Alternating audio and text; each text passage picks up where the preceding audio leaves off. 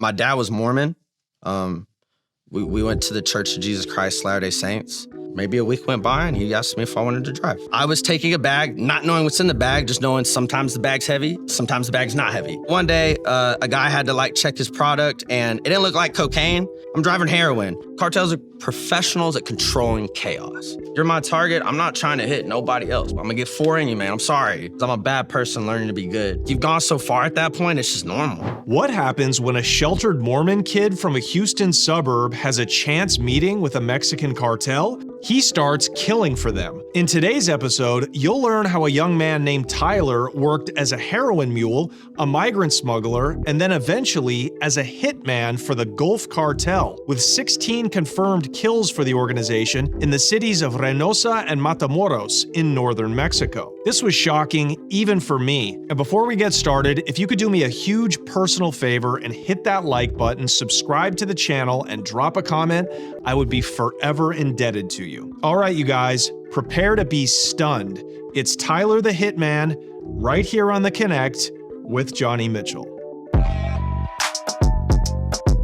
Tell us how you grew up. I grew up with two parents. They lived in, they got divorced and both got remarried. My dad was Mormon.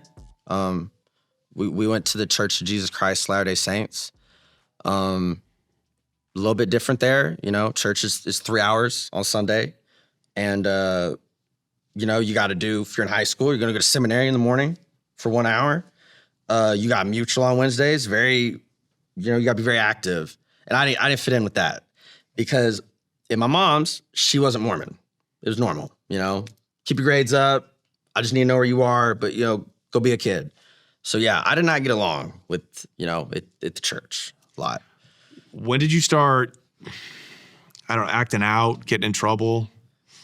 Because you took such a left turn from going from being a strict Mormon house to. Well, I always grew up like that, but it got annoying when it started being to watch football on Sundays. In my dad's, you can't, we don't watch, we don't watch TV on Sundays. You just live with the family. That's like common for Mormons. You actually don't watch normal TV.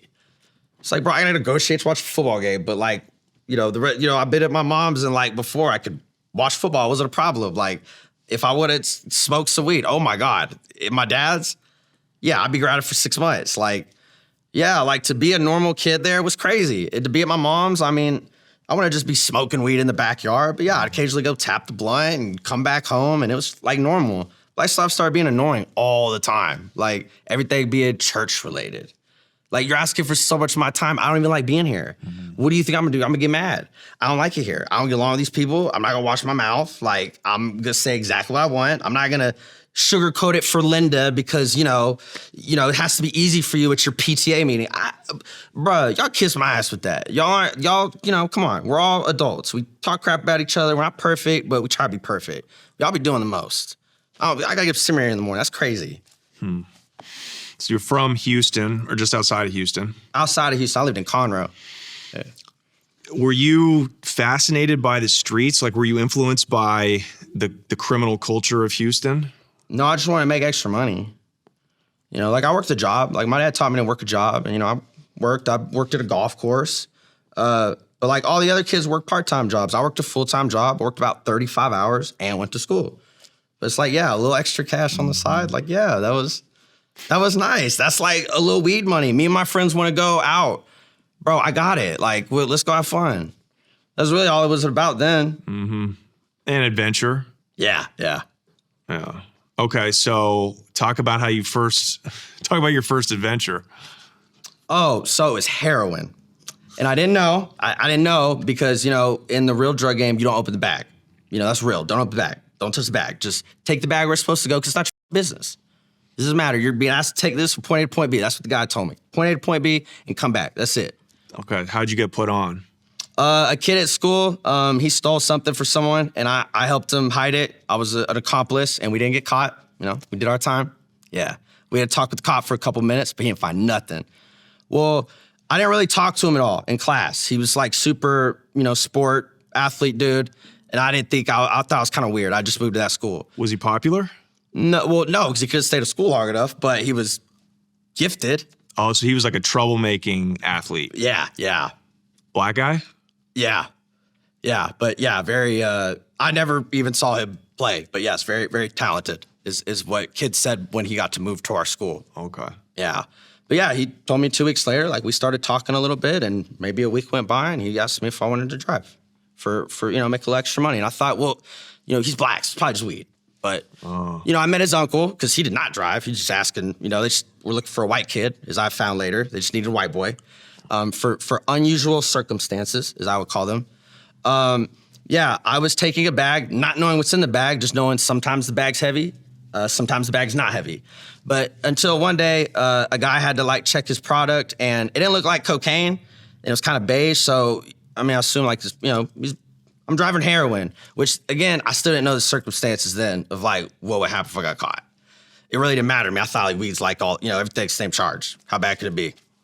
And where are you taking the bags? How far are you driving? I'm going to South Houston. I live in Spring. I'm never driving more than an hour from anywhere in South Houston. And how much you getting paid? $400 every time. Right. So they're getting over on you, but yeah, I was getting over on me. Yeah. Did you have any close calls? Yes. Yeah.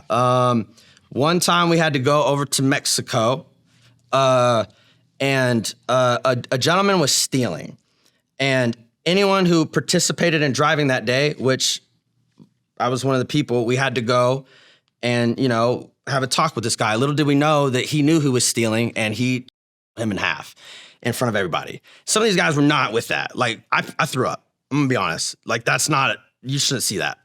Another guy puked, but he kind of needed to understand something too. So we went back inside this little warehouse where he had a discussion. And me and the first guy, we was trying to get out of there. We were too threw up. We were trying to leave. This is too much. But when I'm walking out, I thought this guy was dead. And when you are you can actually pass out. So he passed out. Well, I hear him mumble something in Spanish, and a comes out my and goes back in my so quick. I swear to God. And I almost lost my legs. I literally almost fell. I didn't have legs for a minute. Wow. How many of you were brought down there? 6. And these are all the drivers for this organization? Present for that day. Anyone who drove that day had to go. Other than that, and probably some of his people. He had 10 guys with him. But now, was it the black guy, the uncle of your friend at school, who ordered this? No, this was his people. This man was his people. This guy was not a black guy. His connect. Yes, but no, this was someone that worked with them. But the point is one of us had handed him something and he was stealing. Anyone who was present driving that day had to go. We didn't even know that this guy is gonna. Yeah, I didn't know. No one said that. Wow. How old was the kid getting? He couldn't have been more than 25, 26. Yeah. And you're still in high school? I'm still in high school, yeah. Yeah, I held up a whole story to stay at a friend's house so I could go to the border not knowing, oh my God, I'm gonna try to get some cocaine and I'm gonna have fun. I'm gonna have experience. That's not how that went. Yeah, I was ready to go back immediately. We were all trying to leave. Yeah. And you kept working for the organization after that? Well, we had an agreement, 6 months. 6 months to drive with them for unusual circumstances, which I found out later was really, you just had someone roll on you and you were being watched and you needed the most least conspicuous person to do some stuff for you, which ended up being me. Okay, so their organization was being watched and that's why they needed somebody, a square, to come in and work for them. Yeah, which I found out later, Right. After a couple months of being done, I find that out, that really you were just being looked at. What do you think that did to you, seeing a person murdered like that? Nothing, because I have to go home. Whatever's going on, I have a normal life. I don't want these to correlate. So you gotta go home and figure it out. You gotta snap out of it. That's not what happened. The first 2 hours of being home was horrible. It was the worst experience of my life. It was terrible. It was like being in Alice in Wonderland. Everything looks different to me, but everything feels terrible. I feel like I touch anything, I'm gonna be sick. I feel like if I drink water, I'm gonna be sick. I feel like I eat, I'm gonna be sick. I feel like if I sit down, I'm gonna be sick. So I smoked a blunt, threw up instantly. Threw up, yeah, on the side of my house. I was so sad, I didn't want to walk away from the house to go smoke. And I threw that blunt out and bro, shower time. I have school. I gotta. Did your parents have any idea any of this was going on? No, absolutely not. You were just great at hiding from them? Well, this is where it got bad. I'm pretty talkative, but I don't think I said a word to myself for like 2 weeks, or much less to anybody. And that's when the teachers started being like, hey man, hey Tyler, what's going on? And I'm realizing like, I can't do this. Like, I gotta snap out of it. So that's what I did. I went to school and Dad's like, that's it, I'm good. Like next day, like when my friends saw me, I was good again. But I didn't say a word to like anybody for like 2 weeks. Yeah. Wow. Did you ever have to be violent? Did you ever have any close calls yourself? Yeah, I was engaged in a couple of shootouts. It's not like I'm trying to hurt anybody, but you know, you shoot me, I gotta shoot you. So yeah, Mexico's a lot different. Gravitating towards down the border with those people is different. It's a blessing for us to be here, Johnny, and we go shoot out in the police and they come f us up. But there, it's different. They do what they're told. Like the cops do what they're told. They do what they're told. It's not even like they're bitches. It's like, hey, the one thing that you keep saying is very true. Y'all call them gangbangers, you call them whatever you want. They've been doing this a long time. They're so organized. Mm-hmm. Everything is compartmentalization. From the time I worked with them down at the border again, I never saw cash. Like large amount, never. It's all compartmentalization. Yeah. Yeah, never, bro. It's you know you're with somewhere when there ain't no slip, bro. I'm in a position, that's it. Right. You have someone else doing something else. You have a backup for that person to do that because you don't want them to know about this. Like, right. Yeah, they're organized and you think this was the Gulf Cartel? Well, you never ask. You shouldn't ever ask an active member. You think they're active, and that's disrespectful. And you're not gonna see them throwing gang signs and all that. You don't see that. But the Gulf Cartel have always ran everything from Reynosa to Montemores. So that's everything on this side of the border, from Brownsville to Hidalgo and McAllen. Mm-hmm. Yeah. And that's kind of the areas I was in. The only time I was a little bit out of the area was Eagle Pass, but I'm just moving people, not stepping on no one's toes. That was kind of where I was, and I met someone that was near McAllen and kind of started going there. But that's who I'm out there operating for. Mm-hmm. Okay, so did you graduate from high school? Yes, 2013, yeah. So after all this happened? I tried to be normal. Like my dad was a lawyer. He didn't make a lot of money at first. He does now. He's not like that then. Yeah. Getting out of law school did not make money. Your dad was a lawyer too, right? I watched your podcast. Yeah. Now, he wasn't successful at first. He was in real estate, and as you know, in 2008. Mm-hmm. So, yeah, it was never a good time. Now he owns the law firm, and he's badass. He's killing it. Yeah, it's $4.50 an hour. Yeah. So, did you try to go straight? Like, did you go to college? Like, what happened? I tried to do school. I did a semester of college. I passed. I just wasn't for me. Like, I'm not going to invest in this while I'm working. I tried working at a bunch of jobs. I would do okay. I would get promoted, but yeah, I think like my mental health was just always bad. Like, there were just times I didn't know how to engage with someone when they were like disrespectful to me.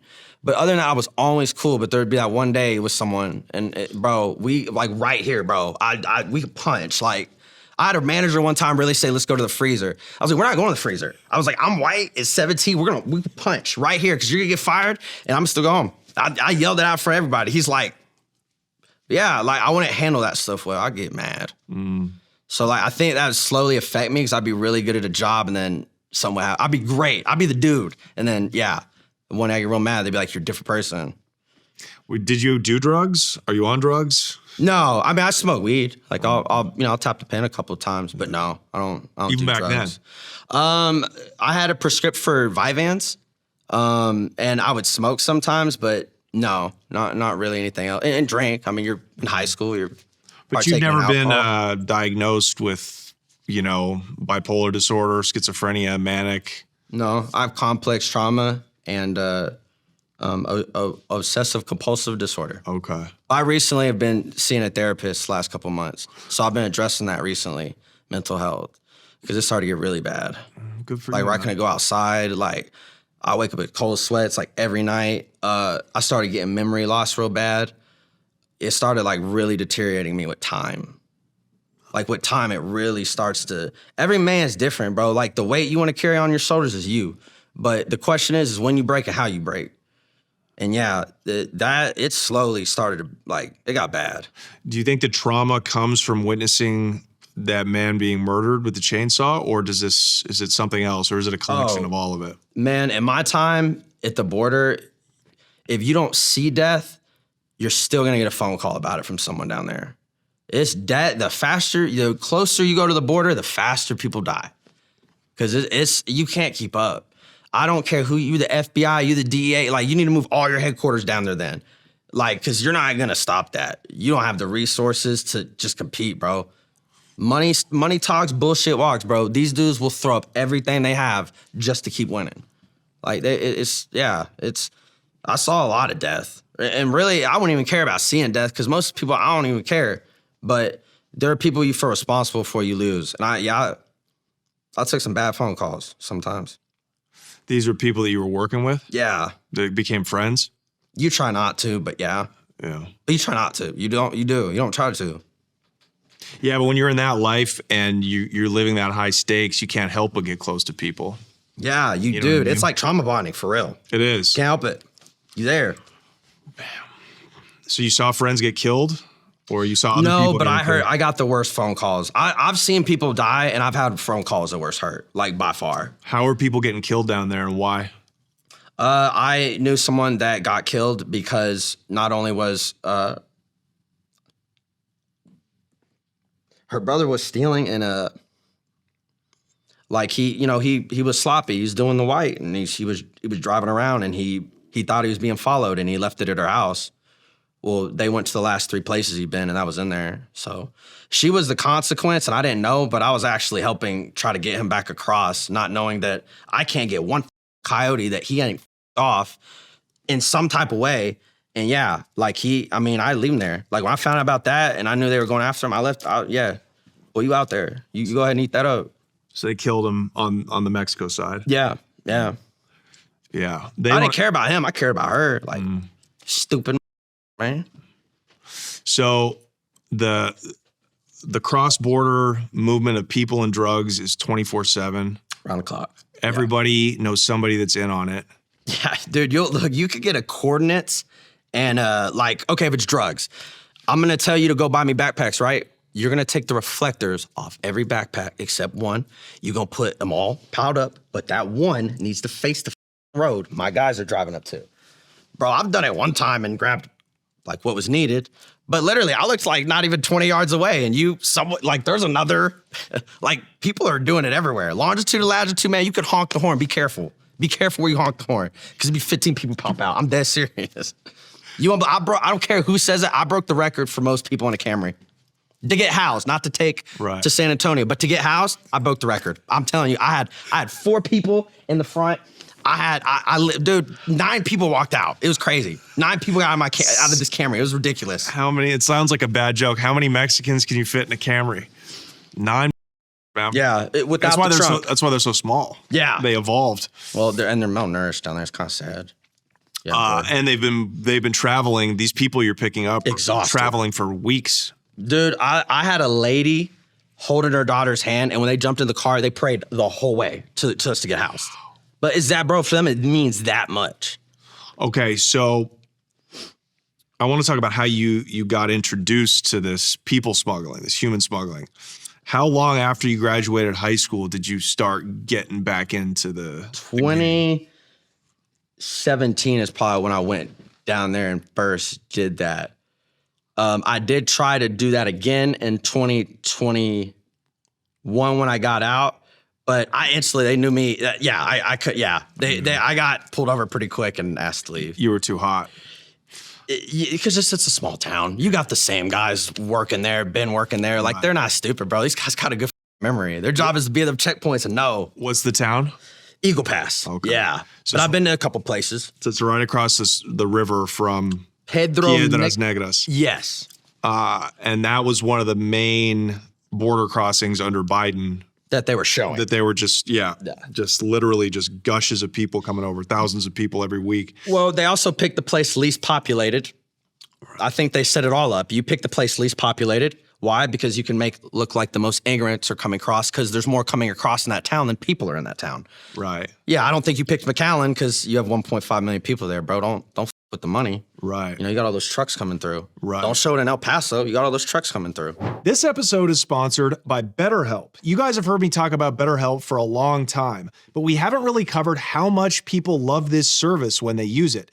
You can check it out for yourself at betterhelp.com/reviews to see amazing customer reviews in real time. The reviews are updated every day with hundreds of people sharing how helpful it's been for them. Please visit betterhelp.com/reviews to see for yourself. BetterHelp has an average live therapy session rating of 4.9 out of 5 based on over 1.7 million client session reviews.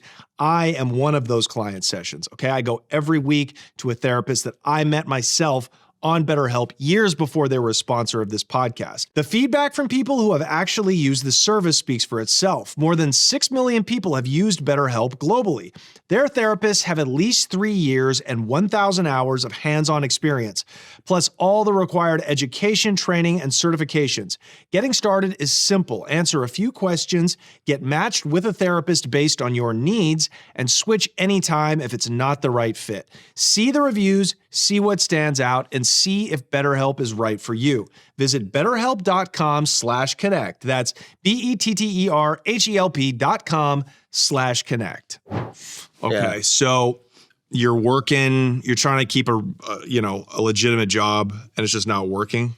It's just not working out. Yeah, and then I start selling and doing that, and it's like, well, you get paid when you're done. Right. So did you go back to working for the organization that you did in high school, or did you just break out on your own? I asked him for a favor because I always did good business with him. And we had an understanding. So I did ask him for a favor years later, and that's how I got back in. He was like, I could introduce you to somebody. You'll go down to somewhere near like San Antonio and you'll meet someone and go from there. And yeah, I met a 45-year-old, 50-year-old lady. She was nice. But yeah, she gave me a phone and I got a call the next day. But literally I stayed out there because I knew I was going to get a call. Right. But yeah, then I got introduced to a guy and he's like, we do this. And, I meet his guy at the mall in Eagle Pass and that's it. I'm put at one of the houses and yeah. So sometimes you get a call, hey, we got 10 people and you're going to get longitude and latitude. You don't go to McDonald's, go honk. A couple people will come out. You're going to house them. You're going to keep them in the house. Okay, so they give you coordinates about where to go. Yes. So literally they don't even say they don't give you a street address. They don't don't go to the Dairy Queen. Go to this longitude and latitude and then just honk your horn? Yeah, 6, 7 people will come out. That's serious. I'm like jump out of the bushes? Yeah. You see, it's real where they show you like Men in Black where you see nothing and people pop out. That's real. Yeah, I'll pull up to a spot and it'll be a fence. It's someone's private property sometimes. Right. You can't see a thing. You honk the horn. Yeah, 6, 7, sometimes 2 or 3, but yeah, the people come out. And then you take them to the safe house. Yeah, then there'll be a couple. Sometimes it's the one you're going to, but hey, sometimes you get a call from a spotter. Hey, there's, a cop here. Go to the other one. And it'll be a hotel. Sometimes it's another house, but yeah. It's a small town and everyone's doing it. Yeah. Literally everybody. And they must have lookouts everywhere. All over the place. Everywhere. Yeah. Yeah. Just like in Mexico. Everywhere. Everywhere you go is an halcón, a puntero. Everybody's got eyes on the cops. You can't move. Dude, they want to know the cops are going. They know where you're going. They know you've been caught. Yeah. Wow. Very organized. Even on this side. Yeah. Wow. So, and it's a mix of groups, right? Like factions. It's yeah, different factions. And essentially, you were saying like they, on the other side of the border, they pay a tax to the cartel. Yeah. And what are they paying that tax for? I mean, obviously to avoid violence and murder, but is it because they have the police paid? Like they're the ones who deal with the corruption? I think it's more because they allow you to use their turf. Like that's their turf, bro. Like they don't hold that for a long time. They could tell you to off and you're going to. Right. It's really them. You want people to cross, they'll let it happen. If they don't want people to cross, not one person would move. In their strongholds, they are in charge. Yeah. I know that they had a stash house. I'm not supposed to say that. Like, I know even when we're there, I'm not supposed to know what it is. I'm waiting outside. But yeah, there are police 2 miles down the road. They know what this is. Yeah. That was a shock to me. Bro, and he's like, dude, it's different. They're paid. Yeah, or they're told, off, I mean, I imagine one of these guys could openly go piss on their cop car, but what you do? Like, it'd probably just be like that. It's different, man. They're not, you have some very egotistical people on a lot of stuff, making choices and are in charge. And yeah. Okay, so you begin with this smuggling organization. How much do you get paid? $200 a day to just sit in the house, you know? And that's, I mean, really, you could call it guarding people, but no one's trying to leave. Everyone's trying to get to San Antonio, and then that's where it starts to become easier to not get caught at all. Right. So these are the people after they cross the line, the border. Then they get housed. Right. And then we're waiting for, the heat. How many cops are out? What's going on? Like, sometimes there's cops everywhere. Sometimes there's not. Yeah. Right. Then you have the second checkpoint. Right. And that's where you got to get them through, is the second checkpoint, or help get them to so they can move across. And after they get across, they're basically free and clear if they can get to San Antonio. Yeah. When you get there, it's really hard to people are dropping them off everywhere. Right. Out there. How many people do you think were part of this organization? From the lookouts to the bosses. I mean, it seems like a massive logistical. Yeah, you got 500,000 people. It's crazy, bro. The soldiers, crash dummies, people doing human smuggling for you, everything. Yeah, you got 500,000 people, easy. What's a crash dummy? Oh man, you can get them to do anything for cheap. Anything. Yeah. Right. It's like in prison.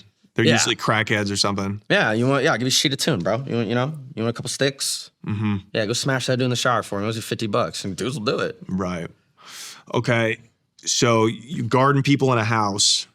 How did it evolve? How'd you get deeper? Well, I had helped that guy. I guess you could say I was capable with the pistol. I was okay. So yeah, they asked to just help with with other things, maybe going to collect a little money. But really, you could say most of the time these were people that were in default and were going to be a problem. So really, you're not, sometimes you go there with the intent of having to whoop this dude's ass or do something. But yeah, it turned from that to do you want to take care of other things for them, like helping with people that are problems. And a gentleman explained the advantages I'd have, not looking like everybody else, obviously, that sometimes I'd be beneficial. And so sometimes they knew that they could use my services for that.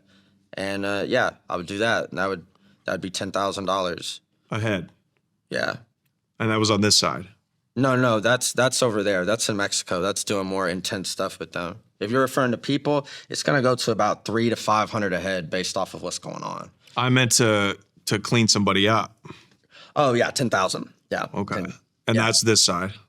No, that's there. In Mexico. Yeah. Yeah, I'd never do that over here. That's wild. Wow. Man, you can't beat them people over here. No, you can't. No, they'll get your blood. They'll get a camera. They'll get the satellite, bro. These dudes over here. Yeah, it's always wild to me. People talk how violent it is at the border, but it's really, when you go to a place like Eagle Pass, it's super chill because there's so much money on the line. Everything's in control. Right. They're really in control. Cartels are professionals at controlling chaos. Because in their strongholds, if you can't move, if meth ain't going good for the Gulf Cartel, you ain't smoking meth in their stronghold. It'll whoop your ass. That's disrespectful. So didn't they ban meth from one of those border towns? Because they were on this side? On the other side. Because I heard they were trying to move coke, and so they were trying to basically. I heard a different cartel. I think it was Sinaloa or CJNG. They were trying to take over either Reynosa or one of those plazas with meth. And so what the cartel did was they said, if we catch you smoking meth, we're going to kill you. So guys have told me that, can't confirm that because I never used, and I'm not really trying to buy anything over there. Over there, it's to do a job, go home. You're not staying even after. You're not even welcome to stay after. You're there to do something. We gotta get you home. Okay. And how would you enter Mexico when you had a job? Would they bring you over like it was a migrant, or would you just drive I'm going over through like a migrant. I'm walking over. I'm walking over with someone though. They're never gonna sit me by myself. They'll always be a coyote. Right. Someone who knows what they're doing and knows where we're walking. So yeah, you're good. That's an easy walk. Just keep a gallon jug, and then I keep called the Addy pack under my shoe. The Addy pack is if you have something happen, because Johnny, me and you rob a bank, right? You get shot in the leg. Well, Johnny, I only got to get you 10 feet to the car, bro. We good. Shut the f up. You ain't gonna die. But bro, you roll your ankle out there while we're walking and we're having to come back across and we hot. What you want? You want me to do it? You want an extra clip? What do you want to do? Because if they grab you, if police or not, you ain't going to jail, bro. These are gonna f you up. They're gonna you. I don't know what they're gonna do to you, but like you want to be that person. So yeah, even rolling your ankle is a whole nother element when you're crossing. Like, bro, you get hurt, I might cry. How far are we from where we need to go, bro? Because you can't slow us down. Like, that's real. So what is an Addy pack? Oh, that's where you keep 5 Adderall, right here. And boy, you swig that down and you're gonna drink less water. So you got your jug on you, that's gonna save you water. And you are going to move. Wow. Yeah, go on and take the Addy pack, take the whole thing. How, you say you could walk across from that area in South Texas into Mexico. I thought the Rio Grande was there. With the river. Yeah. Yeah, we going across. Okay, so then how would they move you across? So kind of like how I told you they have spots, they have paramilitaries. They have spots where you can cross. Like you can move. It's not too hard to move, but that's why, again, go with the coyote. You know, so it's shallow, like you can almost walk across the river. you have certain places, again, go with the coyote. Do not try to go out there by yourself, bro. Because like you go somewhere with a current, that ain't happening. That's not happening. So you would get contracted for a job and they would say, okay, did you get paid up front? Yes. I'm not going across without that. Yes. Okay. Yeah. Only because like, what am I doing when I get caught? I don't have anything. Like money comes first. Absolutely. Y'all could not pay me. I could get captured. I'm not getting that money. No, like money comes first. But there's always a timeline. It's 2 weeks. That's what I tell them. 2 weeks. I'm going to watch. I'm going to do what I need to, but 2 weeks. And they obviously have the target and where. Do they give you the location, or when you get there, do you have to come? I'm going to know a place where he's going to be at a certain time, and you got to, hey, he's going to be here for 2 hours Monday through. You got to be there one of those days, and that's how you start. From there, watch where he goes, watch who he's with. Right. Just see your best spot to get him and get your getaway time. And you would make it out of Mexico the same day after the job? Not all the time. No. The longest I had to stay was 3 days, but I stayed in a hotel and they brought me food. I mean, I didn't have to go nowhere. Right. I just stayed in there, smoked cigarettes. You're in Mexico and you're in one of the hottest parts of Mexico. How do you, as a gringo, as a white boy, how do you stalk your target without standing out? Just this, bro. Because it's a level 4. They rank it level 1 to 5 of dangerous places where they want people not to go. Reynosa's like level 4. And they say because there are shootouts, there will be random barricades that come up. You might have to pay a tax if they don't know you. But I'm there to do certain things. I'm going to be put in a certain area, and I'm probably not going to have a lot of issues. The day I'm going to do it. As far as walking around and moving, though, I'm just like everybody else. I mean, there's tourists there. There's not a lot. Mm-hmm. Most of them are locals, so they literally live across the way and have family. But they got an HEB there. They got, right. You just blend in. Right. What's harder is like when he goes into like, when certain people go to like their trap. I don't try to follow too far into a neighborhood. That's where, but we're in the city. No, like we're at the HEB, bro. I got you. I'm grabbing some stuff for tortas, bro. Like, right. So you're gonna try to find him when he comes out of his barrio, his hood.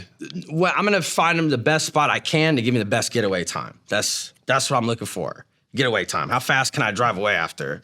Do you think that whoever's contracting you, do you think they have local cops paid off, so then it allows you to get away? Yeah, but again, the time I was there for 4 days, it's just sometimes there's unusual circumstances. Maybe something else was going on too, and it set something off. Right. I really don't know. I'm not gonna watch the news. I learned don't watch the news there, just smoke cigarettes. Hang out, dead serious, smoke cigarettes, go to sleep.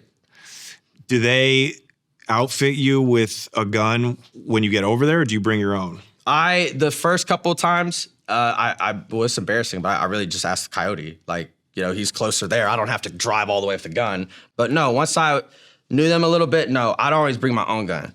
And then how do you ditch that? Throw it away. I would love to be a scuba diver to just go to the bottom of that river. Oh, dude, some of those bricks that are sealed, like, Johnny, is this good? Hey, man, try. You find so much shit down there, man. I wonder if there's a whole pallet just like saran wrapped, ready to go. Once we're all gone as a species, they'll dig it up like the dinosaurs. They'll be like, you mean people fought over this stuff? Right. But we forget, man, there are people doing life sentences for tobacco, like from a long time ago. Yeah. Everything at some point is, So how did you square this? Like the first time you did it, how did you feel? Like you had gone from being this Mormon kid who was maybe just a little antisocial, but a good guy, a kid, to now this dude that did something that you can't take back. Like, well, the same way that Los Zetas made soldiers young. I would already seen violence. Like they'd at least known I had seen violence. Like after that, as long as that dude vouched I was good with the pistol, that was okay. Do you think it was the guy getting to death in front of you? Do you think that's what first like? I think that numbed me. Mm-hmm. I think that made it where like man, like that is brutal. Like I'm trying to be respectful. Like you're my target. I'm not trying to hit nobody else, bro. Mm-hmm. I'm watching you for a reason. I don't need a drum on my thing. I'm watching you. Let's be respectful. I'm gonna get 4 in you, man. I'm sorry. All right, I'm gonna try not to aim for the face. I want you to be sent off right. But like I'm trying to watch you to do that properly. Like quit being like, don't be malicious and shit. Get the job done, get the out, man. Why do you think they contracted you? I mean, in Mexico, you get away with murder. Got lots of people there, yeah. Why do they need you to come from the north? Well, you can never ask that question, but I can only come up with 2 circumstances. If I get caught, there's no repercussions for you. I don't know who you are. I never actually met you. And then other than that, because you're going after someone that you don't have permission to. Oh, so you think you might have been hitting somebody. That could be your homeboy. You want a spot, but it's not my business. But yeah, why did y'all hire me? But I sat for a couple years, and that really is the only 2 things I could come up with. Wow. Other than that, I'm not trying to ask. I want to, but like, man, less you know what those people are better. Just do your job and go home. Yeah. And then you'd go meet the same coyote to take you back across the river, or would it be something different? So I know a couple, but yeah, for particular jobs, it's their guy. So yeah, it's someone either I know or I've known before. He has a reputation. Right. I knew a few guys from Eagle Pass and McAllen, but definitely would not. I don't. You're like with the faction. You're not like I can't ask you to do that with me. Right. I can ask you to be on this side and take me over there, but I'm not going over there without permission. So again, it's always going to be back to their guy. Right. And it may be a different guy, but it's always their people. Mm-hmm. They need you to get back. They don't want me to get caught. That's the whole point. Yeah. That's where I was kind of like, that's why y'all are doing it like that. Most of the time you're sending me someone you ain't got permission to put hands on. Right. Because why would you want me back? Right. And if they had permission, they wouldn't need you. The bosses would greenlight it. Dude, there are dudes out there that they have kids out there that make your favorite rapper look like when they talk about hats. And let's be honest here. Okay, let's be honest here. You're a rapper. You done got a couple hats, but you ordered the other 15 while you rapping. Like, no, I know kids that are, I don't know them, but they'll tell me about children that are like, murders. For real, yeah. Like it's normal. Like it is. It's sad. And they wear hats like you.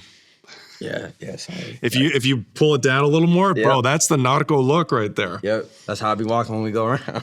Yeah, you keep it low. Now, did you worry about surveillance? Because they do have a lot of surveillance, even in Mexican cities. But I was never in a area where you're having a big battle. Like you're not in a riot. You're in control here. At this time, I wasn't having problems. Like, and you never got your biometrics taken? Like you never went through an official Mexican crossing? No. Oh, there you go. Yeah. Wow. So as you start doing this, do you still work on the smuggling side? No. Okay, so you gave up the smuggling shit. Because I don't want to take that risk. And sure, could I work my way up to where I'm moving people? Yeah, but all these guys are the same. You guys come, you do too much coke. Dude, I'll see these guys make $5 grand. First thing they do, go to the mall. Dude has $1,000 of Versace's. You just spent 20% of what you risted for a pair of glasses. Bro, what? I can't be around people like that. These guys over here were more professional, sophisticated, and you're trying to get me paid in and out. I like that. That was fast moving. So how did you not become a drug addict? Because we've met a lot of killers in Mexico, through interviews and doing this show, and every one of them they have to numb themselves from the stuff that they've done just to live with themselves. How did you not get addicted? I did, but I was a drug dealer. So like I was more of a binge addict. Like me and you could get an ounce of coke, I'll run through it. I don't need it the next day, but the next day it's a couple Adderall to keep up because I'm tired. I'm going to the bar and realizing like I have so much adrenaline all the time now. Where she worked, I could get 3 tequilas in a row, doubles. Right. Be fine. Like, but yeah, it was really like I realized it took a long time to realize like that's not a normal everyday routine. Because then you start hanging out with your friends, your normal friends, and you realize like, wow, I can't, this has been a 3-hour conversation. There's nothing I could jump in on. I don't know about that show. Yep, missed that thing. Oh my God, I don't even know that rapper. I didn't know. Yeah, and it's like that. That's how deep you were. Yeah, where I can't even have normal conversations with my friends. Like, so I don't you know had you had your normal friends still? At the time, yeah. I never involved them or thought that was cool. I never told them. I never like put them on a lick with me. Yeah, they were just normal people. Like Mormons or high school friends? No best friends were Mormon. Okay. I met some good people that were Mormon. I still talk to them to this day, but no, high school friends. Yeah. Right. Who are now like working jobs and had good lives. Yeah, very good lives, yeah. Would you go to your dad's house for like Saturday dinner, or when do the Mormons do their shit, Saturday or Sunday? Oh, family home evening is Monday. You like do a thing to family. So like, but every night with my dad, we had to eat dinner together at his house. Yeah. But when I was, okay, so you're talking about when I was in Mexico, I didn't see them. I didn't talk to anybody the whole time. When it got that real, I didn't talk to nobody. When I got arrested, I didn't tell my parents. I bailed out. Like my friend spotted me the money. I paid him back. I fought my case. I'd already signed for time, and my dad's a real estate attorney. So he had actually helped this guy get this property I was living on, and that's how he found me. He came to me. I was about to go to prison. I didn't see nobody. I didn't talk to anybody. When it got that real, I was like, nah, man, this is like some real right here. Yeah. Like, this is crazy. These people are I've just never seen, like, they're nice people, but it's like you have to be you have to be instilled to be violent, bro. And sometimes just from what you see, it's not even like you a monster. It's like you was a product of your environment. It's bad. I didn't want to ever see people near that I knew. What was the worst thing you saw, not that you participated in, but that you saw just in the course of being that deep within the cartel? They kept a guy alive for 4 days. I was there to pick up his body, but they blowtorched the bottom of his feet. His tongue was out. He had his feet missing and a couple of these little nubs like that. I guess they was trying to make it go as long as they could. But when I went and grabbed him too, the part is they had like banana bags. Like they're trying to keep him alive too. I don't know what he did, but yeah, we went and picked him up. And that was on the Mexico side? Yeah, we picked him up. Yeah, like we picked him, like I'm grabbing little nubs and shit. Yeah. And then disposed of him? I asked about that, like, because that was the first time I dumped something for him. I actually asked the dude, like, how they do that. I got the guy to translate, but. And you never learned Spanish? A little bit, but no, because when you're at the border, there's so many different people from so many different parts of Mexico. So, like, you say perico, and they're like, nah, we say it like this. And I got tired of that. Every time I'm corrected with the grammar, like, no, here we say it like this. I'm like, guys, last time it was a Honduran. Today, it's this guy from Actual Reynosa. I can't keep up, people. I know. Yeah. It drives me nuts. Yeah, it's a lot. Yeah. The slang is just crazy. But you know what I'm saying, though. Perico. I'm talking about cocaine. Yeah. Powder. What's the matter with you? Right. So how did you not get involved in drug running? Like if you're this deep. I'd been asked twice. I'd done it to help, somebody. But again, like someone on this side, like it was just a faction. It was just like a guy like, hey, I run some people. Can you help me get coke? I did it for him twice. Paid me good. Paid him $2,500. Right. 4 hours of my time, both times. It's cool. Had it like how I liked it, bro. I was like, I want to get paid. I want to go. I don't want to stay with all your dudes drinking and smoking weed, whatever they're doing down here. Right. Like talking about trapping. Dude, there's 5,000 people here. What are you gonna trap? What are you gonna, like, you have to get permission to even do that. So like, bro, what are y'all doing? Like, no, pay me. I want to go. So when you mainly operated in Eagle Pass when you were down there, right? That was like on your Texas hub. That was the first time I got introduced. I'd been there a couple times. Yeah. Were you also in McAllen? Yes. Okay. And Hidalgo. Texas. Yeah. The people there operating, even on the American side, have to have permission from the Mexico side? Don't know from McAllen. I knew closer my connects, like if I needed little things, a weapon or something last minute, I'm calling someone in Eagle Pass. That's just where I knew people where I got started. I could always go down there and know somebody. McAllen, I had talked to so many dudes. Like if I'm hanging out, they got a hotel for me. I'm going to get the call. I'm going to cross with the coyote, meet them somewhere. We're going to go together. Like I'm not meeting too many people. Yeah. Yeah. Right. That makes sense. The stories of them smuggling people across, you said they would throw people out to get caught. They will sacrifice, just like they will with drugs. We could all be going in with 5 keys and one of us is going down. It's just they'll do that with runners, like they will. But typically that's the crash dummy. For instance, we had a guy and we knew we were going to do it after 3 runs with him. Why? Because it's you came to a town with 5,000 people when you should have gone to a town with 1 million because you are covered in tattoos. You are covered in, like, we knew, bro, he's like, we're not going to do it, but yeah, you're going to, one of these loads, you're going to get caught and they're not going to even mention you. We're going to know, yeah, you were the, sorry, buddy. And he doesn't know he's about to be a crash dummy. Yeah, no. So they phone it in and they're like, hey, the guy covered in tattoos, he's got work in the lining of the car. Yeah, I've never seen it, but yeah, that's what they do. And then they pass as many cars as they can. Well, you also get the crash dummy for this reason. What are you on, bro? Because I love it. That's what we want to know. What are you on? Because like how are you going to react when they get you? Are you going to burn off? Oh my God, bro, that's beautiful. Thank you. Because they're going to follow you. How are you going to react when they cut you, the person they called on? If you're like a meth head, are you going to burn off? We want that. We want 20 cops to follow you. That's good. Dude, are you scratching a fentanyl? Man, bro, I'll tell you what, don't even think about it, bro. I'll give you this address, drive straight there, drive through. Like, are you going to react crazy? We want you to, because they're going to follow you. And if not, well, then you just got, hopefully the other 2 cars still make it through, because they're going to do it tomorrow too, and the next day, and the next day. So there's an endless amount of people that want to get involved. Yeah.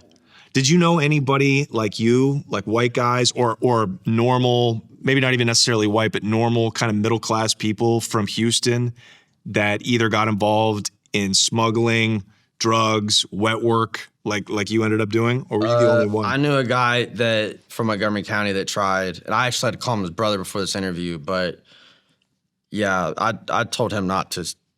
When he went to Eagle Pass and was doing it, he had to get asked to leave. Because I was like, bro, this isn't, like he's at a hotel and he's telling me like the first time I heard him out there and I called him that he had a rival with the guy. And he just got this little pistol when I drive down there that's maybe got 6 shots in it. Dude, these guys are gonna you up. Like, this isn't, I called his brother, he went back and stayed away. But other than that, I didn't know anyone personally from Houston or that I knew, and then I met them down there, no. Yeah. Did your parents wonder where you were? What did you tell your parents when you were just in this I talked black about hole? it. Disappeared. You just got rid of your phone and disappeared. Do you think that's the only way to do it? Yeah. To avoid your family, but also the cops? Yeah. Like, you kind of have to disappear, right? That, and just desensitize yourself to love. Like, don't be loved, bro. Like, nothing's personal. Like, I loved some of those guys down there because of the bond, but in my head, I also knew, bro, if you're a problem, I'm going home. I hope it's never that situation in my head with any of these dudes. I'm going home. So yeah, like standing up for my family and not having love, like, yeah, you gotta train yourself. Like, you're gonna do it. Don't all them people. Don't get all methed out the game, go down there and then go see your people, fuck. Or go rob someone, go see your people. What you doing? You wanna be a street dude, go on the street. Like, that's some, and especially when you get to that level, don't around. These dudes will follow you. You can't hide from these people. They international. Look, when Elon Musk goes up to space, they gonna be in space. It is what it is. Like, you're not stopping them. You go to another galaxy, they'll be there too. Don't worry about it. They're so motivated. Yeah. Like, most people are like, oh, if I got to do all this to be involved in crime, I'm not even gonna do it, bro. I'm just gonna get a job. These guys, like, they're relentless. Is it poverty? Is it power? What drives them to keep them doing this, I would ask the Mexican government that, like. Well, the fear of poverty for sure, right? It's still very poor in Mexico. So it's like people, I'm going to risk it all. They become desperate. But yeah, just. Like, how are you not you were with our number one trader is Mexico. Where's money? Take care of your people. You wonder why you lost the love of the people when Pablo could build a subdivision and you couldn't. Like, bro, because these dudes buy the love. Yeah. Like, y'all wasn't out dropping off food during COVID. What did these dudes do? They dropped off food. And then what are they gonna do? And the sad thing is this pretty funny because their tactic is very simple. Our people are gonna be happy as long as we profit. Other than that, if we don't profit, I don't care if there's a war going on here. We ain't telling nobody. We ain't gonna knock on, hey, y'all get out of here, there's war. Like, people gonna be innocent. Y'all are the government. How are y'all not, like, take care of your people first? They gonna keep doing that. They're broke, they're poor, some people hungry out there. Like, goddamn. Did you hear about the organization having people hit on this side, like sending people up to Houston or? Oh yeah, the people will travel. So they will do that. They will travel. Yeah, because because it's a principle. I was talking about this with Matt Cox the other day, because, we do a murder podcast now. Go check out The Murder Men. See, that's a little subtle little plug right there. Okay. We were saying the only way to get away with a hit now is to send somebody internationally, to smuggle them over, have them do the job, and then go back. Like, they cannot pass any kind of checkpoints. They cannot have any kind of... Where y'all... Wait. Okay, Matthew Cox is a podcast. Where do y'all do this podcast? Oh, I mean, we do it, I don't want to go into all that. But we basically kind of what you did for them. Yeah. Being smuggled across, not passing through any kind of government checkpoints, not having any connection digitally to entering the country, and basically no digital footprint, no text messages on phones that can be pinged. No, these are burners. No, and I don't go back with the burner. No. Yeah. You dump it. What does a burner look like in 2017, 2018? Like an Android. Right. Like a Samsung Talk Android that you get at Walmart. Right. That's a better way. Right. And then the person that buys the phone, do they supply you with the phone when you get over there? Eventually, I bought phones because I would bring it and let the guy do whatever. It didn't take a blog to do whatever he's doing. Right. But no, most of the time they have a phone for me, but I came up on a bunch of phones, on a bunch of these one time. Like a guy had stolen them. I bought like 100. Right. He sold them to $5 pop. Yeah, so I literally bought 100 of these one time, not a joke, because I was like, well, man, I've had to use like 80 of these in a month. I mean, why not? Why not? What's wrong with having like all of them already at my house? Now all I got to do is buy the prepaid cards in cash. I go send people to do that for me. Right. And go get that prepaid card at Walmart. Right. Because you can't be on camera buying any of that. You can't buy shit with cards, bro. Do not. No. You can't even buy shit with cash though, because that could still be traced to you. If they somehow get the number that's connected to a body, they can ping all the way to where it was purchased. And if they have your dumb face on camera, it's game over. Yeah, except in the US they would. They don't got time for that over there. So No, it's not going to happen over there. But I'm saying they could. No, yeah, here it would be a problem. But I try to just kind of like how I saw them do it, I'm going to do it. Like, okay, well, I'm going to get the phone, but whoever knows how to do that, like, make it however, I'm not trying to look that up on YouTube. I'll let someone do that. Yeah, don't look it up. But the reason I did that is for this reason. There was one thing that I could get on that phone that I knew I could keep, which was I didn't like that I didn't have the translate on those. The ones that they give me had no translator. I liked when I bought those because even when he did whatever, I had the Google Translate without my shit having to be on there. Because, bro, I didn't know a lot of Spanish. You kind of do need that sometimes. And when you're handing me a phone and I can't bring mine, it kind of... Would you have a picture of the target? Yeah, absolutely. Yeah. Obviously, right? I don't know, it's a good picture, but... Was there any time that you backed out? Yeah, but that was because of work with the weed plug. I was helping him with something. I already had a prior arrangement. But other than that, most of the time I was pretty active. Okay. Yeah. But there was one time I did remember having to say no, but it was just because I was already doing something. Okay. But it's not like you would be down there. No. You already took the money. What do you mean? We already, the money is the deadline. Clock starts. The hourglass flips. There's no choice at that point. Yo, you got to get that done. There have been arrangements made. Again, it's like they'd always say to me, unusual circumstances. Like, arrangements been made. This has to get done. And I'm not going to ask nothing. It ain't my business. Okay, let's get it done. And there's no going back and giving them the money back? Oh, no. I've never asked that. I doubt it. I mean, yeah, but it'd probably blow my head off. You think they could have found you even in the U.S.? Yeah, they could have killed me anywhere. Yeah. Wow. Yeah. It's just so prison, active members, bro. Yeah. So, nowhere, dude. They're everywhere. Did you have a contingency plan if you did get picked up by the cops in Mexico? Like, die. No. When I saw that guy get chainsaw in half, die. Who gives a f? I'm here. What are you going to do? What, shoot a cop here? I mean, no disrespect. Don't law enforcement. But y'all aren't going to take me to jail. And y'all may portray me as a monster if I had to do that. But, like, y'all would take and torture me if I didn't try to shoot out with you. So you would shoot it out with them to try to get away? I mean, it sounds crazy in the moment. What am I going to do? I don't have my ID. I did not cross legally. You find out who I'm with, I'm going to be in a Mexican jail anyways. I'm dead. I don't know if I'm going to get protected by them. We need to discuss that. I'm not risking that. Like, no. Whatever it is, let's do it. Because I can't, no. This is the better alternative to whatever else y'all try to do. Wow.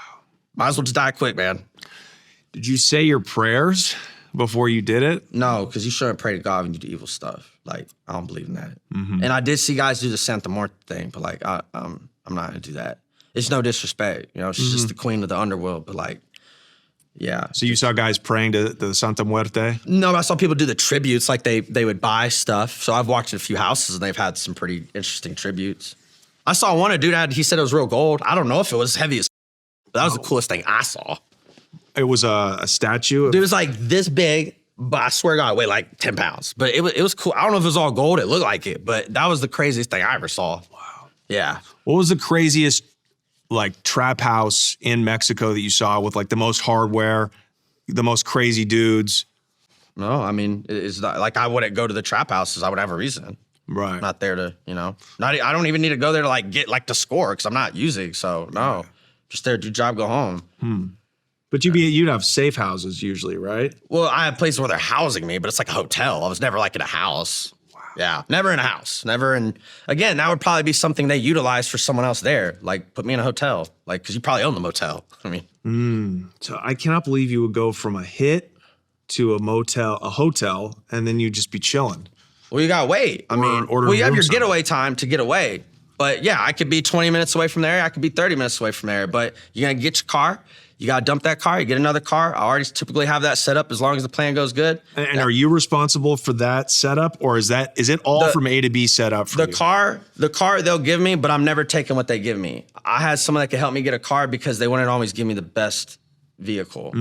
Like one time I basically saved more time having a Ford pickup instead of a car. I tried to get over this. I had an idea and it worked, but I needed a truck to get over this ramp, like this little concrete block. And if I used a car, it wasn't gonna happen. That was the first time I looked for someone else to get me a truck. Cause I was like, dude, this would save me 5 minutes. If I could just drive over this curve, get out of this little spot right here. But no, they would leave cars, but it's not like you get to pick. And I'd prefer to know what I have and what my extra vehicle is. Right. Cause I've had some shit boxes. Yeah. Like where it's like, hey dude, I don't even know, like this thing could smoke out when I get to before I get to the border and then I gotta walk. I'm not doing that. Yeah. But yeah, it's up to you. You can always like take your extra precautions, but the only thing they guaranteed me was a coyote. And if I needed a car, but I'd always have the second car. And eventually I paid just to someone to steal the first car. Cost you $100 in Mexico, bro. To get a car stolen. Someone will lift a car for you for $100. Yeah. Huge. Car theft is a huge business in Mexico. Dude, there are so many cars that are like American made over there. It's crazy. Yeah. I'll probably tell my cousin, hey man, your BMW is over here somewhere. For sure. Yeah. Yeah. Yeah. Have you seen the videos of they're actually stealing cars on this side now, and then they're just ramming them straight through the checkpoints and taking them to Mexico, and then they're gone. I knew a guy that would steal them, but he would use this little thing to steal scat packs. That's really what he'd take. But he always took them to Mexico. Any cars he stole, he'd take them to Mexico. Really? Yeah. So that still goes on. Yeah, yeah. He actually was, I saw him at Holiday Unit in TDC when he was about to go home and I was about to get in. Yeah, that was weird seeing him. But yeah, he would always steal cars and he said he'd always take them to the border. Wow. Yeah.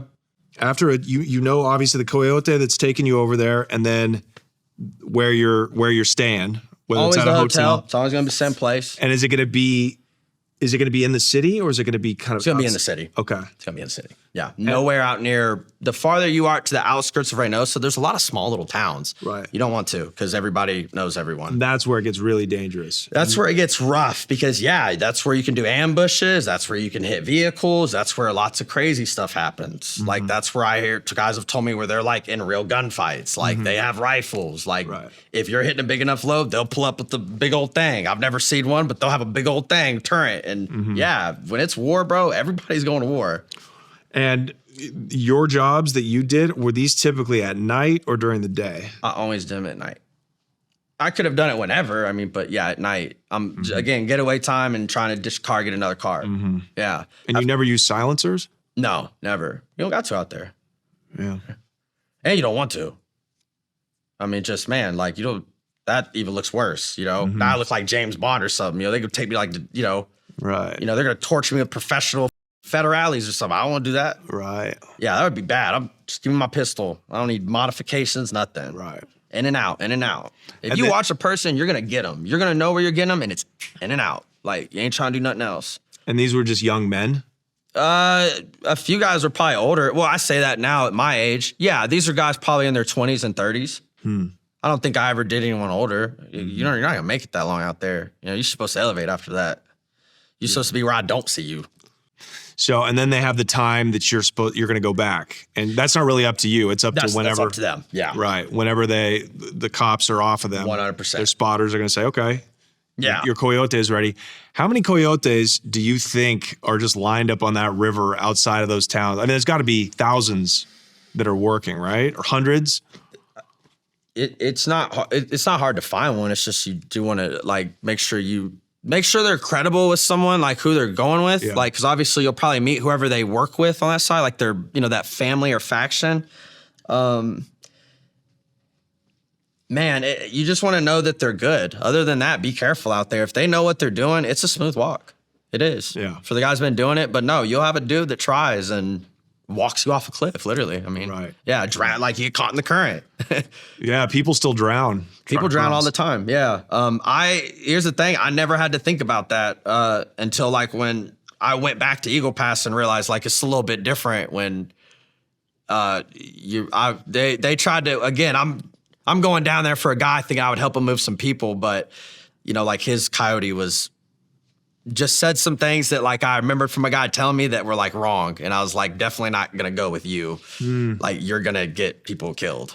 The people hiring you, was it the same guy? No, I'm always dealing with the third party and I'm never seeing the same person. Of course. But it would be people on the American side who would approach you because now you kind of have this reputation as a guy that's go to San Antonio, reliable. Get the phone. Go to San Antonio, get the phone. That's how it's organized. It's like, hey, you get a call, go pick up a phone in San Antonio. Someone wants to talk to you. Yeah. And then once I was good, calls, like I'd get my phone and like when I was good, like no, my call would come quick. But like my first time I waited a couple hours. That was the nervous 3 or 4 hours of my life. And I'm just waiting to go move people. Right. I'm there for 3 hours like. So after a job, you obviously have to ditch the burner phone, but you have a main line that they can get a hold of you with? I'm keeping that in my truck. Okay. Once I go grab the burner, my vehicle and that stays in San Antonio. Like nothing goes. Like my ID doesn't go. My truck doesn't go. My truck keys don't go. Yeah. You don't buy anything a couple hours before. Don't even have a receipt in your pocket. Like don't. Yeah, it's like the old days. You were just existing in the world. Yeah. Didn't have a tracking device on you. Cash. That's it. You know, like it was always cash. So I never even had to swipe a card. So San Antonio was really like the hub, the jump off point, whether you were going to Eagle Pass to smuggle people or you were getting smuggled across the border to go do a job. Good location. Okay. Because you can blend in. It's a big city. You disappear. That's the next place you're going to go with the most population. And you were saying like that's where the migrants, if they make it through the second checkpoint, they get picked up.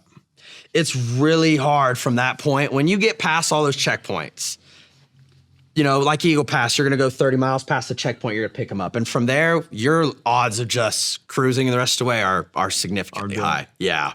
Did you drop off migrants? To San Antonio twice. Yeah. I did it twice. I went all the way. That was whatever. It's not that big of a deal or crazy. But are you driving them in a van? Or are they in the trunk? No, they're in the car. Like, dude, when you have gone, so in Eagle Pass, when you've gone past that 30-mile point, that means that we have a mile of stretch where there's no state troopers, there's no nothing, and we're maybe at that point anywhere from 20 minutes to an hour from a main highway where we can blend in. Yeah. Yeah. No, like you just have them get in the car after that. Some guys do it the crazy way. I've seen a guy have I didn't see it, I saw it on YouTube, but a guy had a trailer with wood and they lift up the top like this and it had like 7 people in it. Right. There's laid back. But again, he could be driving from McAllen. May have to be different circumstances. But I'm getting him in after. Come on. Like, you're the youngest, you get in the front with me. Like, you're the pretty girl, you're the young, cool, be my girlfriend. Right. Okay, you're the youngest dude to me. All right, you're my cousin, get in. Everyone else get in the back. And did you have like radios? No. There's no spotters like with drug traffickers, like caravans? So yes, and again, it really depends on how sober the guy is that's running this operation with people. Because eventually when they start getting, little grills in their mouth and it's July, all right, buddy, like you're about to crack. It's just a matter of when. Yeah, so when they're good, you're supposed to have a spotter in the front, a spotter in the back, right, and the car moving through. But I've seen plenty of people, they start snorting shit and then they can't afford them. So then they send one spotter and then they tell you they're sending spotters and there's no spotter and we're just sending the car. Right. Yeah, I've seen guys do it on the phone, like just play with people's lives. Like, wow.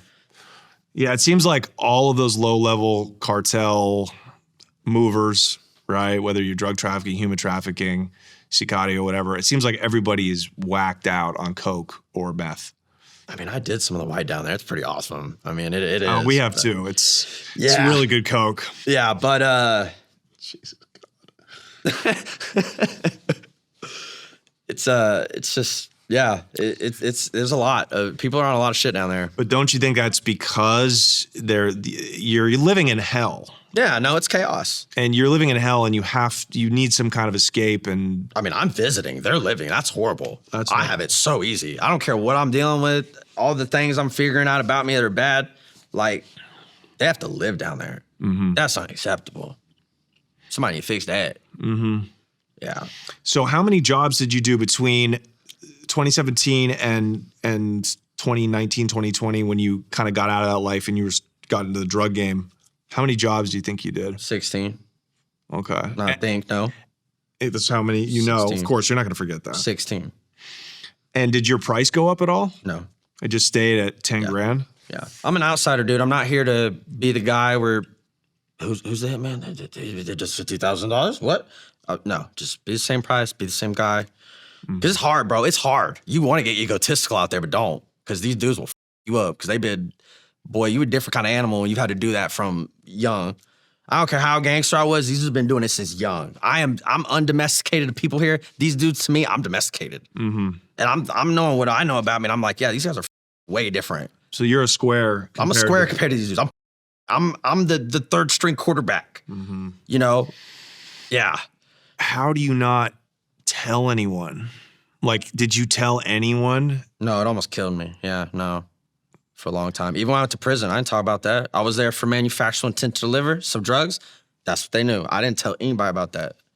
I'm not trying to be hot. I'm not trying to have a name nowhere. Like, this is not what... I think when you hold that... It kills you. Yeah. Yeah. Oh, yeah, it destroyed me. I'm really recently just now addressing mental health. Mm-hmm. And, like, I even told my psychiatrist, like, you saved my life. Like, I'm on 2 medications and I'm good now. But do you think that's part of the reason that you're here today, that you chose to talk about this? Because people are gonna want to know, like, look, I'm obviously everything I did. I also did learn that, like, I'm capable of running my own business and doing my own thing, and I want to make money and I want to be happy my way. And what I was doing was wrong, but now I'm gonna move on and do other things. But I'm here to tell people, stop fuck the street, stop the street, quit being a gangster. It's not even fun. They got flock cameras now. It's not even fair. It's not even fair no more. Mm-mm. Like, bro, stay off the street, man. Because what it does to your mental health, it destroys you. And if not today, not tomorrow, it'd be 10 years from now. It'll kill you. It'll destroy you. You become a different person. Yeah. Yeah, it changes you. Like my dad, they're like, yeah, you changed. You're different.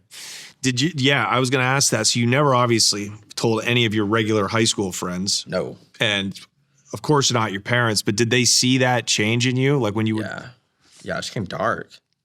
Like, you can't feel stuff anymore. Like, you got to think about emotions now. That's where I'm at with life. I got to think about emotions. I got to think about a person's upset about something. Because it's hard to feel it now. Right. So you don't feel the human energy that most people have. I can, I just don't have control when. Like, I love that girl in my heart. I go to war for her. But then, like, you know, there's times where, like, she'll be like, I love you, and I say it, but, like, I don't, like, it's hard to feel things. I always catch myself doing that too much where I'm thinking about, like, a feeling. Like, how I'm supposed to feel. And that's not normal. But yeah, look, cold sweats every night. Look, fun fact about that, my wife, so I didn't know because I didn't have a lot of long-term relationships. Of course not. But I'm waking up every night in cold sweat. I didn't know. She's the first girl, she slept in my bed 7 nights in a row. And it was like, yeah, what the f is wrong with you? Like, what do you mean? Like, I know I wake up sweaty, but like, yeah, I'll be, I don't know, doing the most. Yeah. Memory loss, bad social anxiety. Like, my forehead will sweat, my hands will shake, hypervigilant with my hands. Yeah. Yeah. I'm recently on medication. It's been different. Mental health will f you up. So get off the street, man. Y'all quit being gangster, because I'm white and I was Mormon. And I feel like I would get 4 stars on GTA. And that's just, it's not fun. It's terrible, bro. It'll kill you. Did you ever go back to the Mormon church? During this time, you never went back to church? No. Great people. Like, some people I met there, best people in my life, but no, I never went back to church. Right. Yeah. Right. Did you ever, this whole insane journey got started with your high school friend Not really friend, because I didn't talk to him much. Right. His uncle that put you on driving around this heroin, did he ever find out what you were doing? No, because we were even. And at that point, I had a different reputation, even if you did call me. Like, bro, what do you want to do? What do you want to do? Yeah, I have nothing to lose, bro. I'll spray the house and I'll call police after. There's drugs in there. Bro, I will. If I have to win, I'm going to win. But no, there's always respect with him. But if he ever call me back, what are you going to say at that point? I'm grown now. I'm a monster. You a monster? I'm a monster too. Like, what do you want to do? You know, but no, never. He never called me. I never checked in on him. Like, I think we did our business and that's it. Nothing ever came back to either person. So there's still mutual respect. Right. Did that guy that did the chainsawing? I never talked to him again because, again, I never actually dealt with him. You didn't know who he was. Yeah. Right. For all I know, the guy that I didn't even, like, for instance, I know for a fact that day I didn't drop him off anything. So I wasn't even the guy. Right. Like, that dropped it off to him. But, like, we all had to go. Anyone who drove that day had to go. It was principle. You know? Yeah, and the uncle might not have even known that was going to happen to the guy. No, I did not ask, and even if he did, he'd look like he did know. He was pretty good. Because that's not really a black thing to do. No. I don't like stereotypes, but black guys generally they don't like doing that kind of shit. No, it gets their shoes dirty. Wait, Yeah. what? It was him? It was the uncle? No, you're right. Like they do their business, Yeah. and like that's it. You know, they don't do the crazy torture. That's some Mexican cartel shit. Yeah. I'm not sure that you have to, but that's how they do the business. I mean, when you see one guy doing it, you're like, is this what it takes to be here? You're not going to question it. You're just going to try to go up that way too. Yeah. Because when you're going up in that game, how much are you really trying to change? You see this dude making it, you're probably going to try to, you go follow that. Yeah. It just makes you that person. Sometimes you don't realize it. Well, I think we're all capable of, every human being on some level is capable of heinous things. The reason that in countries like the United States and Europe, there's criminals that are psychotic just like Mexicans, but the difference is their government lets them get away with it. So it breeds these kind of animals and the cycle perpetuates, right? And to survive in that environment, you do have to be a crazy psycho killer. So I think politics and the country you live in has a big part to play in that too, right? Yeah. Okay, so you start, did you save this money that you were getting for all these jobs? I'm always putting it back into packs. Okay, yeah, go into that. Just, weed, wax, carts, Adderall, Xanax, little cocaine, methamphetamine, and the best one was probably the Oxycontin. It wasn't pharmaceutical, but it wasn't from it wasn't like a actual from a pharmacy, but I went and got some tested. When you go to a Leslie's pool store and you test your water, well, they test for 5 things, but those machines can test for a lot. Well, we knew a guy who had a calibrated machine and he could test your drugs. But here's the thing. If he liked the drug, you have to give him more because he's going to test some and do some. That was the most expensive test I ever got. I had to buy at least 40 Oxy. And I don't think he needed all those to test it. But as he said, there was no fentanyl in it. And he said if he was to grade it as a regular pharmaceutical drug, he was like, it would be like a B- generic brand, which was good for me. I was like, bet. Right. That I had the coke, the meth, and the Oxy. I had 2 friends at the border. They didn't want to be down there no more. They started selling in San Antonio, and I would front them that. I didn't ever take that back with me. But weed, wax, carts, I was actively selling that in my county back home. Oh, so you had money on the street. Yeah, but you were investing, yeah. Yeah. Wow. Yeah, I wanted to go to Cali at some point, and I knew you might as well get it all, get as much cash as you can and go. Right. Okay, so you're that's wild. So while you're doing hits in Mexico, you're also building this drug business. Yeah, on Snapchat. That's pretty interesting. On Snapchat, right. This is the Snapchat era. So you were killing it with the wax and the weed, and talk about that and how it's changed. Oh, wow. Yeah. Now that I was a connoisseur of. I had a friend, and, I didn't like going out partying and stuff. I would literally go to his house, and he had a little grow, and I was like, bro, I want to learn. And I was like, I'll do one even better. How much do you spend to get your soil and get your stuff for your 20 plants you're maintaining? Oh, $300-$400, and, that's for 3 or 4 months. Done. Just show me. Anytime I come over, he'd show me that stuff. He showed me concentrates, which was my biggest thing. It was butane wax. It was all brown, nasty. You hit it on a bong. You put a little bowl and you dab it. Really strong, tastes really gross. I would sell that, and then it graduated to gold wax. It had more flavor. It was just, we call it a slab. It's on parchment paper. Then I was also dealing a little bit of weed, but wax was my highest profit margins. I mean, I was paying maybe $10 a gram, but I'm selling it for 25, and I'm flipping it like a half pound to a QP every day. Less than that down. Just in little just grams. Wax. Yeah. Oh, yeah. Yeah. Oh, so you're busy. Yeah, I kept it again, I think the PTSD, it made me so wired. I just was very, very active. Yeah. My plug in Houston loved me just like people like me at the border. I was effective. I took my job serious. Are you cooking it yourself, or are you buying it wholesale? You mean like the wax? Yeah. No. I'm buying it wholesale from my guy. Yeah. Got it. So you're getting like QPs of just wax. Yeah, just slabs. Which again, then I know it's not like a pound of people, but it was hard to sell that. Most guys were selling at 50 a gram, 40 a gram. I was selling 25, but it took me a week, and I was clearing 4 ounces a day. And that was after just going to him like a week later. I'm like, hey, I need 4 ounces every day now. And people are hitting that with the blowtorch? Yeah. I did that once. I was like, if I survive this, never again. Yeah, it was. It's a lot stronger now. Yeah, they've come up to modern day now. And you're marketing this on Snapchat. Yeah, absolutely. And I say marketing. It's kind of sad to say this now, people, but when you're making butane wax, you're cooking it at such a high temperature. There's no flavor, so it's literally just shit. But everyone always hit it, and be like, "What do you tell your plug when you smoke some of his weed? Oh, it's good shit. Tastes good." Okay, well, all this is burned the same. All this tastes the same. So I would just make up names. Luke Skywalker, right here. Boom. Like I'm giving different names, and they're like, it's advertisement to them. But to me, I'm like, dude, this all tastes the same. Then it graduated to gold wax, and that had real names. I gave it that. Carts was Brass Knuckles and Big Chief. I always saw those a lot on the street. And then weed, whatever. I'd try to get like a half pound, some Blue Dream, something, OG Kush. And then you just take a picture of it and post it on Snapchat and tell people where you're going to be, or how does it work? Shop is open 8 to 8. I'd post that every day in the morning to show it's like work. It's like really open. And I'd always put at the bottom, I put everybody make appointments. So no one gets me right then. I could be right then 5 minutes away from you. You're not getting it. Make an appointment. So what that started to do is create structure. Once I'm doing this with 20 people, it's still not really going. But once I did this with 500 people, I could probably clear about 200 people a week doing it like this system. Because it got to the point where 30 people are meeting me at Bank of America. Like, okay, because now what I'm doing is I'm doing this 8 to 8, and I'm going out and serving people. When it gets busy, hey guys, they think I'm driving from 8 to 11, but really, I'm setting everyone up for an 11 o'clock rush. I'm gonna have 30 people there. Get in, get out. Okay, well then I got my little licks in between, but at 3 o'clock, I'm gonna stay close to the city, take care of everyone in Conroe, but at 3 o'clock, I got another 30 people I'm meeting in a different area. Let's get that one, let's go back, let's get more.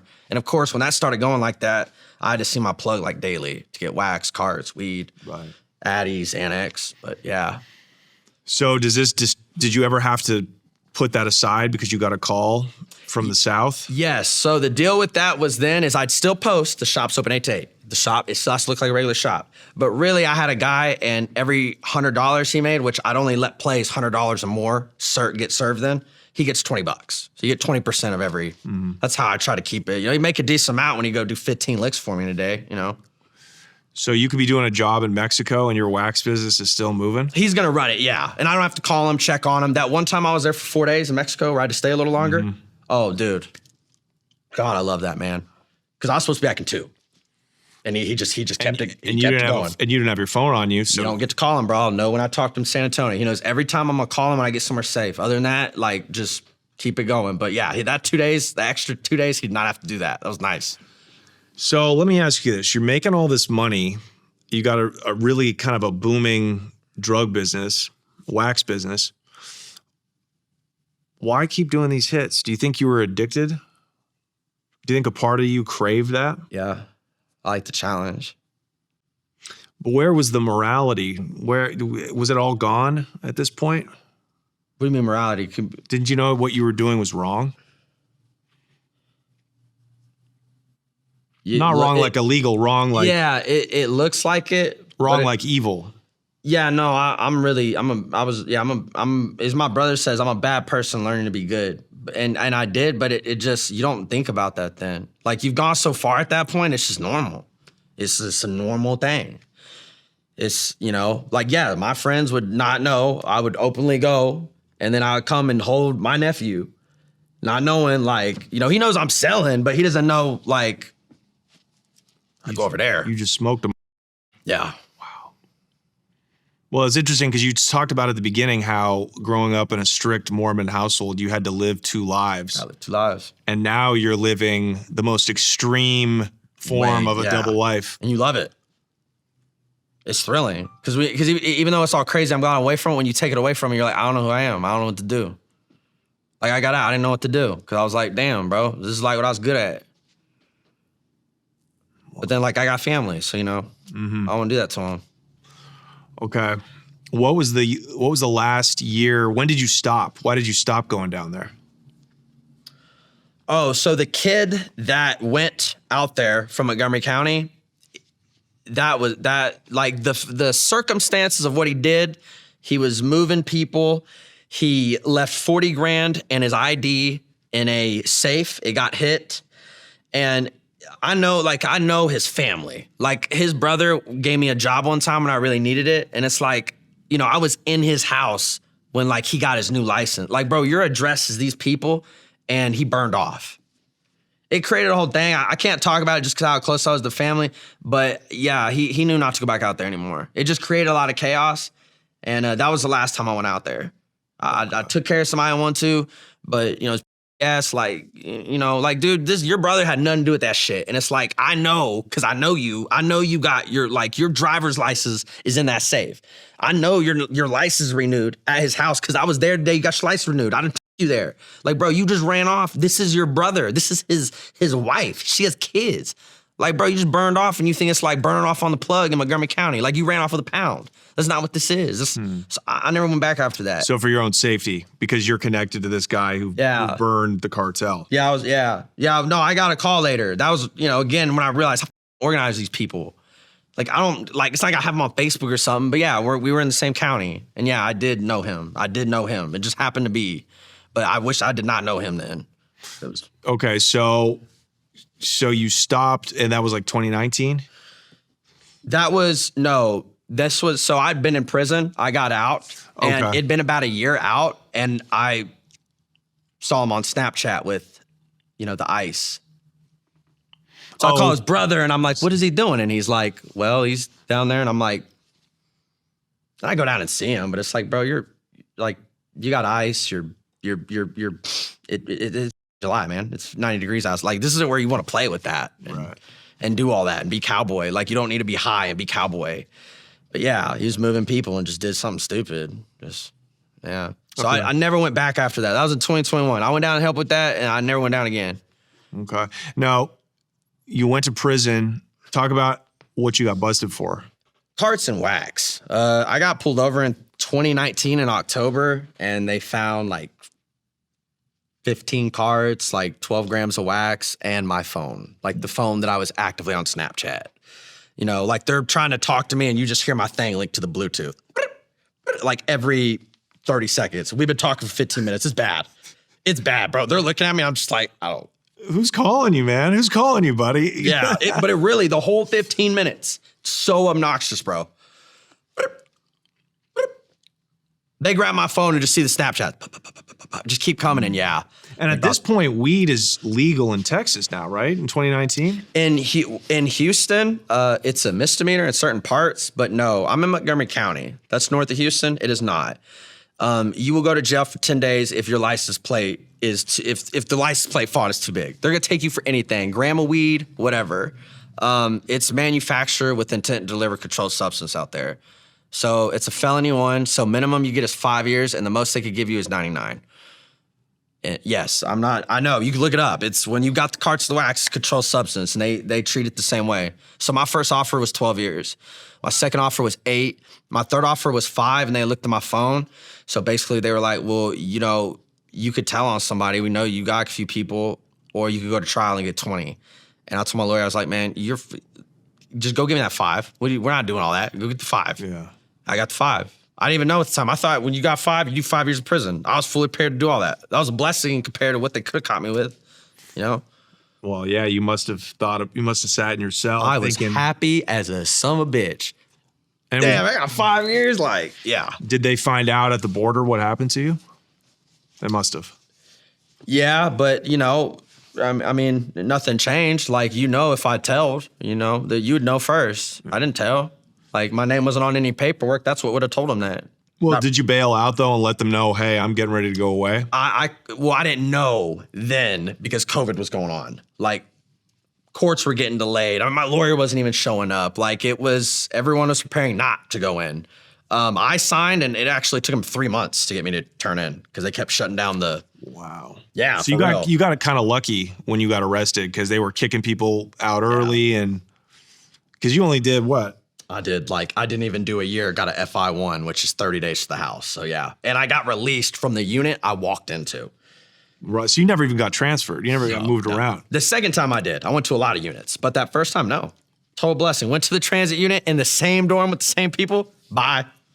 Cakewalk. Even the second time was a cakewalk, but then I went to more units. I went to Ellis. I went to Larry Gist. I went to Holiday. I went to Garza East and Beaumont. I went to a couple the second time. Why did you violate? Oh, they found 2 weed carts on me, and they tried to give me 4 years, and I got them to 2, and so I have a 2, and I have a 5 with 2 left. Either way, I'm doing a year on whichever one they give me. I got a year left on this one. I got 2 on this one, but I'm only doing a year. So, I mean, it was a parole violation, but yeah, they basically just caught me again with a smaller amount, and I wasn't dealing then. Okay, so you weren't dealing when you got back out. No, I was working 2 jobs, just trying to be good. Yeah. And then you go deal with this one thing. Yeah. I just, I had a couple carts I take home. I keep them at the house. But yeah, I went and picked them up, was going back home, and they just pulled me over. Yeah. Wow. So how long you been home now? A year. Okay. Yeah. Since April of last year. I got released from the Walls unit. And that was easy that time, or what was that time like? That was easy.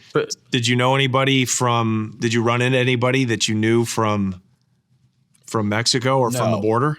Not from the border. A couple guys I did business with in the world, in like my county, sure, but no one from.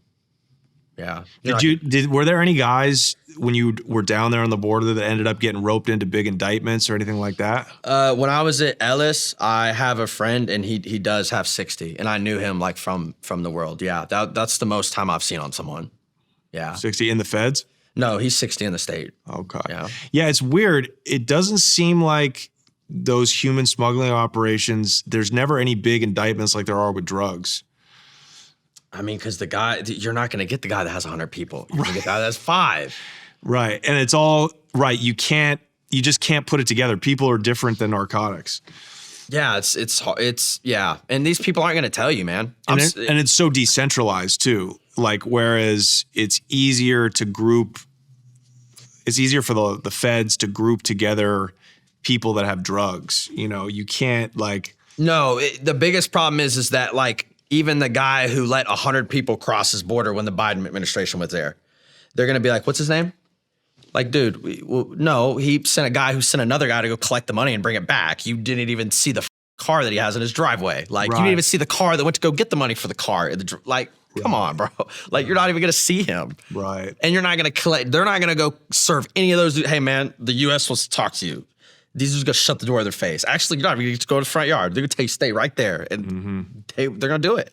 Yeah. How much, do you know how much these migrants were being charged? Like you were there in the years before COVID and before Biden, but do you know what the average fee was? 15 is what I heard. 15,000? Well, just starting from the top, trickling down. Oh, right. So the highest fee would be for the big guy's getting 15 and then it's trickling down. Did you see any non-Mexicans, any Asians or any?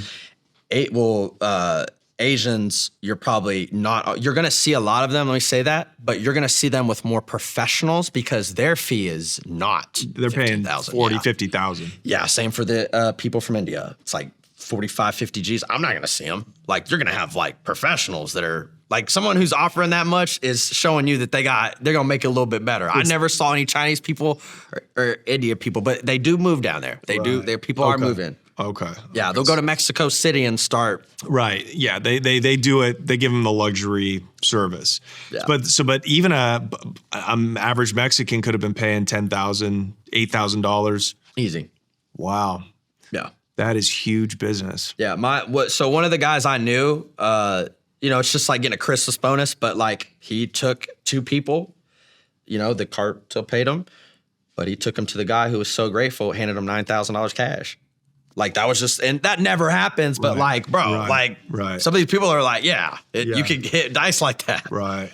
I mean, really, I was like, bro, what'd you go do? And he was like, no, that he tipped me. I was like, what the f- you mean he tipped you, bro? We can't rob him. And he was like, I didn't rob him.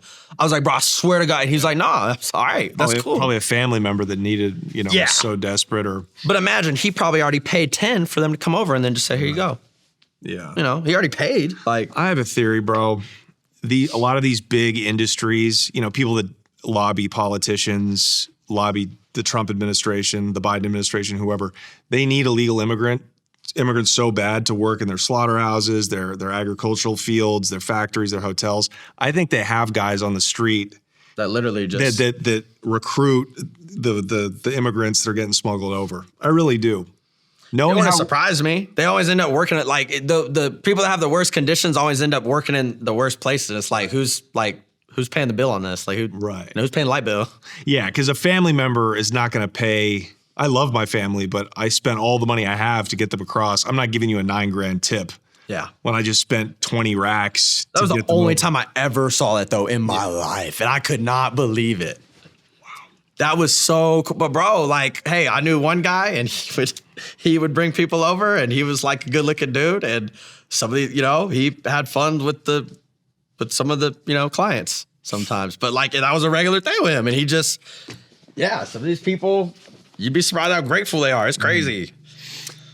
Were most of the guys working on this side American citizens? Yeah. Yeah, right? Yeah, absolutely. Because they're the ones who can move around, slip around. Yeah. Yeah, I rarely, where I saw a guy like, okay, you work on the other side, like, and he stuck out. Like, he came to the hotel, whole vibes changed for everybody, except me. I recognize it, but it was different when he walked up for people. How so? Because he was... There's the vibes, bro. He was Mexican. Yeah, you're someone of importance. You're sent by someone of important status to come back over to Eagle Pass to address something. I see. The vibes were different. I see. Okay, that makes sense. So you could feel when somebody of power was there. Yeah, those murder vibes in there for real. Yeah. And they're giving orders. No, that was to address something wasn't my business. We were staying at the hotel, but he had to go talk to one of the dudes.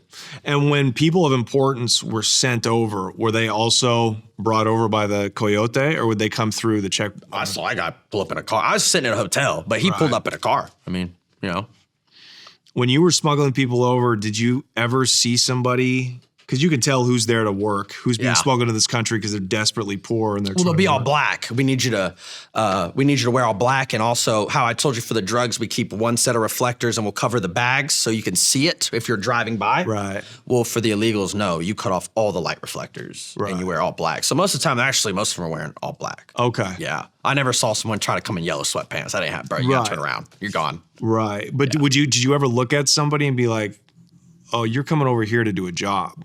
Oh, no.